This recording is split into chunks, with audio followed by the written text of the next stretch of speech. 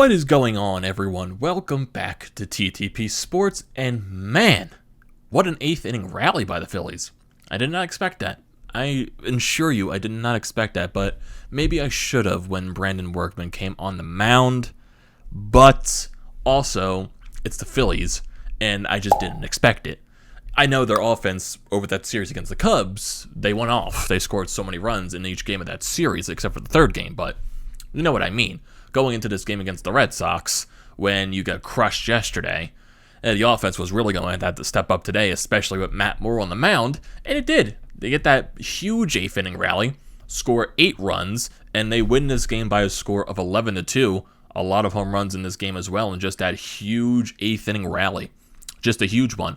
Also, a little bit of a scary situation, I would say, with Alec Bohm leaving this game early. Didi Gregorius having to come in, so hopefully there's nothing that bad with Alec Bohm and his injury, but it's also, I think, beneficial too, just because this week is going to be the All-Star break, so Alec Bohm is going to have so many days off to rest from whatever injury he is having. So I guess that works into the benefit of Alec Bohm, so he has all of that time to rest his injury. And also just off of baseball too, just with what happened to Ronald Acuna today, just a scary situation. Hopefully everything is all okay with him, but that did not look good at all. That is a very scary situation with Ronald Acuna. So, going into this ball game, looking at Matt Moore, he didn't go deep. He got into a lot of inning problems. He got into a lot of jams, and just he was meh today. It was really the bullpen that had to step up, especially a guy like Bailey Falter going 2 innings in this ball game. And Matt Moore, he went 4 1/3 innings, allowed 3 hits, 2 earned runs, 3 walks, 1 strikeout, and 1 home run allowed. Just a meh start. Not that good. It was average, and he wasn't the primary reason. Even though he escaped some jams, he only allowed 2 runs in this ball game. The Phillies were still up 3-2 after he came out of the ball game. He wasn't really the difference maker because he didn't go deep into the game. He didn't go that 5 innings. It was the bullpen that really stepped up. Hector Neris comes in during that 5th inning. He goes 2/3 of it, does his job, gets out of that, and then the rest of the bullpen did its job. Bailey Falter. J.D. Hammer got into a weird situation. He did not look good early on, but also caught a little bit of a break where a run did come to cross home plate, but the umpires decided to, I think there was a fluky play. I think it was on a strikeout, and the run tried to come home to score, but then they sent the runner back to third base, so the run didn't count. So he got out of that inning, I would say, unscathed, I guess. And then you got Connor Brogdon finishing the job in the 9th inning. So bullpen did a pretty decent job today, I would say, shutting down the Boston Red Sox lineup. And the offense today, yeah, the Phillies were on top throughout. They did not lose the lead in this entire ball game. I'll give them that. I will give him that. It starts off with a leadoff home run from Gene Segura. Hits it out of the ballpark over the Green Monster. Gives the Phillies a 1-0 lead. You go top of the 2nd inning. You get Rhys Hoskins getting on base. Alec Bohm crushing a ball. Goes off of one of the signs of the Green Monster, making it a 3-0 Phillies lead. So, you go up 3-0 early in this ball game. Nice to see it. But then the Red Sox respond the very next inning with Xander Bogaerts crushing a ball into the Green Monster off of Matt Moore, making it a 3-1 ball game. And then the very next bottom half of the inning in the bottom of the 3rd, that just a terrible play by Andrew Knapp trying to pick off a runner at first base. It turns into a run score for the Red Sox. It was just a terrible throw. Rhys Hoskins couldn't catch it. It was just another perfect explanation of how bad the Phillies defense is. And also, yeah, JT Realmuto was the DH in this ball game, so you kind of are hindered a little bit with Andrew Knapp behind the plate, especially on the defensive side. So that came back to bite them on that situation, but I guess that was their only huge mistake of the game. I had also, during one stage of the ball game, Gene Segura trying to get picked off from first base. You got the Red Sox defense bobbling the ball everywhere, and Gene Segura has no idea what the hell he's doing. He's run back and forth and back and forth and back and forth, while you have the Red Sox literally just throwing the ball 200 feet away from the play, and Gene Segura is still not on a base. Like, come on, dude. You have to realize that the defense is messing up on that entire play. Get back to first. Get back to first base because they do not have the ball. You're literally just sitting here doing like jukes, dancing. I have no idea what you're doing the goddamn tango for this point. Get back onto the base. Think. This is your 2nd blunder during this series. You had a blunder last night on that double play chance. Think. Process the play that's going on. For, like, as good as your bat has been, Gene Segura, and I'm giving you all the credit in the world, like, sometimes you make some very bonehead decisions on the field. You do. And he did it tonight. Even though it didn't really cost the Phillies, that was just something that really bothered me. It did. So, it's still 3-2 Red Sox during this entire situation. But then we go to the top of the eighth inning. Both teams, they have their chances with runners in scoring position. They can't get anything going. So we go into the top of the eighth inning for the Phillies, and it's a huge inning. Starts off with Bryce Harper getting a single, Andrew McCutchen drawing a walk, Rhys Hoskins barely missing a home run into the green monster, goes off of the wall, scores 2 runs, makes it a 5-2 ball game. Didi Gregorius comes in for a pinch hit situation. That was when Alec Bohm was taken out of the ball game, and then he gets hit by a pitch, so he gets on base. Got a couple of more base runners on. You got Luke Williams, he walks. So you got bases loaded with no outs at this point. Ronald Torreyes getting an RBI single, extending the lead to 6-2. Then you get Andrew Knapp with a walk, makes it 7-2. And then Brandon Workman comes into the game. Gene Segura gets a 2 RBI single, making it 9-2. Bryce Harper doubling to left field, almost a home run as well, goes off the green monster, making it 11-2 ball game, and caps off an 8-run 8th inning. Fantastic. Absolutely fantastic. Really good. There's not that much to say else, too. It's just, I didn't expect that. I didn't expect that 8th inning. So it's just one of those instances where, okay, I can't be mad. I can enjoy a ball game that was good. I can enjoy the bullpen doing their job, even though Matt Moore is just not good.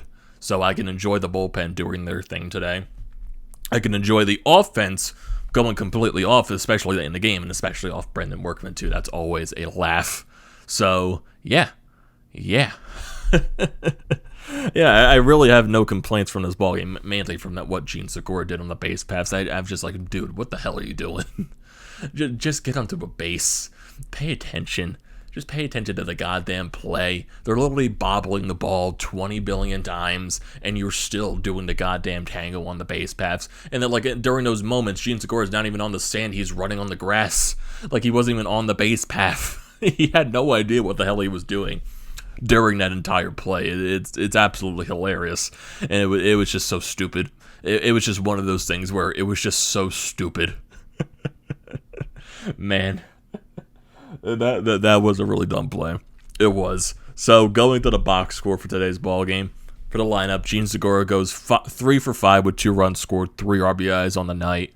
And besides that base running blunder, he had a pretty good night at the plate. JT Realmuto to the DH spot, he went 2 for 5. Bryce Harper goes 2 for 5 with 2 RBIs and a run scored. Andrew McCutchen, he goes 0 for 3 with 2 walks and a run scored. Rhys Hoskins, he goes 1 for 4 with 2 runs scored and 2 RBIs. Alec Bohm, he had a great day at the plate. He went 2 for 3 with 2 RBIs with the 2-run bomb early in the ball game. And like, as I browse Twitter, like, I know there's like Phillies fans because I think it's just circling throughout the entire team, and then you see like your top prospect, you see Alec Bohm come up last year, do what he does, he gets second place in Rookie of the Year voting.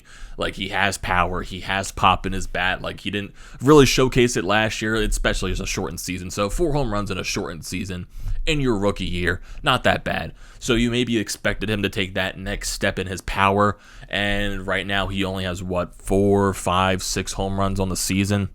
If I am correct, yeah, he only has 6 home runs on the season so far. So yeah, I can understand people being a little underwhelmed and disappointed with Alec Bohm, especially because of how bad he is on third base, and with him not, I guess, overshadowing that poor defensive play with hitting so many bombs during the season. Like, think of a guy like a Fernando Tatis. Fernando Tatis this year has been terrible at shortstop. He makes some very flashy plays at the same time, but he also has a lot of errors. But you know what he makes that up for? Being fantastic at the plate, being a fantastic hitter, hitting home runs left and right, hitting for average. And this season, Alec Bohm, yeah, you can definitely say he's going through a little bit of a sophomore slump, but his bat has been hot since the beginning of June. He's batting over 300 since June. So, and I know people are complaining more about how he does not have power. Alec Bohm does have power. He has to find a way to get that swing to develop the power. I know that series against the Cubs, he hit the home run, but that was off of a position player. So take that for what you want. do it, because I'm not taking that much stride into him hitting a home run off of a position player. Maybe that develops his confidence a little bit more to just find a way to get that power stroke going. He got it going tonight. So I'm more willing to be patient with Alec Bohm at the plate, because he has showcased throughout college, throughout the minor leagues, that he could be a power guy, that he can hit for average. So I'm willing to wait more with Alec Bohm. I think it's way too early to, I guess, say he's not going to be a good power hitter. I think that's a little asinine. I'm not expecting the guy to hit 40 home runs. I'm not expecting him to hit 50. But I think his power is eventually going to develop so he can be that more of a consistent home run hitter. I think people are more just, why can't we get that guy that comes up and automatically does damage? Which I understand too, because we haven't had that type of guy in a while. I know Alec Bohm did it last year technically with the average and how good he was at hitting, but I can understand that frustration, because it's your top prospect. Look at all the other top prospects that come up around baseball, and they instantly do damage and instantly hit balls out of the ballpark when they come into the major leagues. So I can understand that frustration. I can entirely, but I'm still willing to be a little more patient with Alec Bohm, just because he played in a shortened season last year. This is technically his first full season in the Major League Baseball, going through a little bit of a sophomore slump. His bat is starting to heat up as of late, so I'm willing to give him the benefit of the doubt to wake that bat up, get that power going, and hopefully overshadow his blunders at third base. So that's where I stand at Alec Bohm so far. And going for the rest of the lineup, because I didn't do that. Luke Williams, he goes 0 for 4 today with a run scored. Ronald Torreyes had a fantastic day at the plate. He goes 3 for 5 with an RBI and a run scored. And Andrew Knapp goes 0 for 3 with 2 walks, an RBI, and a run scored. So, in terms of runners in scoring position, the Phillies were 4 for 10, and they left 7 runners stranded on base. And looking for the last game in this series before the All-Star break, it'll be Aaron Nola going up against Nick Pivetta. Please win tomorrow. Please destroy Nick Pivetta. Please. I beg you. Please do it. Please destroy Nick Pivetta, please. That's all I'm asking for. And after this ball game, the Phillies are now in third place by themselves at 43 and 44. They are a game below 500. And Washington, they're still behind the Phillies at 42 and 46. The Braves, they're in second place at 500 at 44 and 44. And still in first place is the New York Mets at 46 and 39. So please destroy Nick Pivetta tomorrow. That's all I'm asking. Go tomorrow, win the series. Hopefully Nola can give you a good start. That's basically what it's been with Aaron Nola lately. One good start, one bad start, one good start, one bad start. So hopefully the start before the All-Star break is a good start. That's all I'm asking for. Destroy Nick Pivetta and Aaron Nola, please. Just be Aaron Nola. That's all I'm asking. So, it's going to do it for this video, everyone. So, what are your thoughts on this video? What are your thoughts on the offense performance? What are your thoughts on everything? I want to hear your thoughts down in the comment section below. And don't forget to drop a like on this video. Don't forget to check out the Painted Lines, which I'm a part of. All their links are down in the description below. Also, don't forget to check out the links to the BrodesMedia, to the Flyer Pod merchandise website, and also for Flyers Nitty Gritty. All that stuff is down in the description below. And don't forget to like, comment, and subscribe to the channel, everyone. And I will see you next time.